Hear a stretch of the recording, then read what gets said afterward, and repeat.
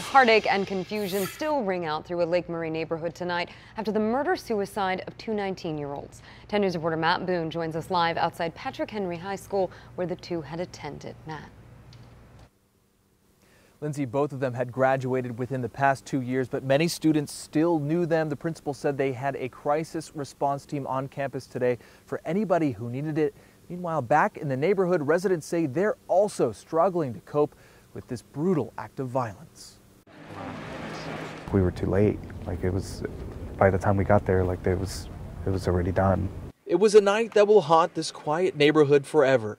It was the mom and the little brother just screaming. This neighbor, who didn't want to be identified, said when he arrived, the two bodies were both lifeless. I couldn't believe it.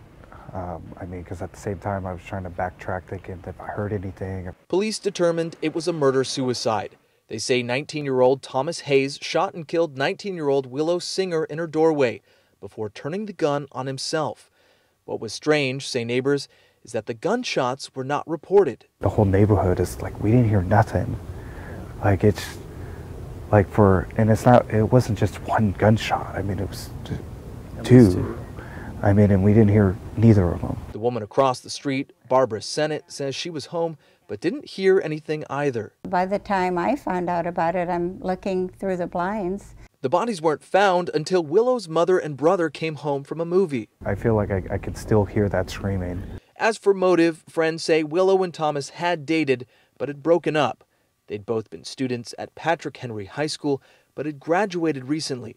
One friend told 10 News Willow had recently called her asking if they could meet up to talk about something important, but that meeting never happened. Everyone's still shocked this could ever happen to her. Just a nice kid, but very, very sad. And making things even more tragic, neighbors tell us that Willow just lost her father in the past few weeks from a long battle with cancer. She's survived by her mother and younger brother. Reporting live tonight in San Carlos, Matt Boone, 10 News. Yeah, so much tragedy for one family. All right, thank you, Matt.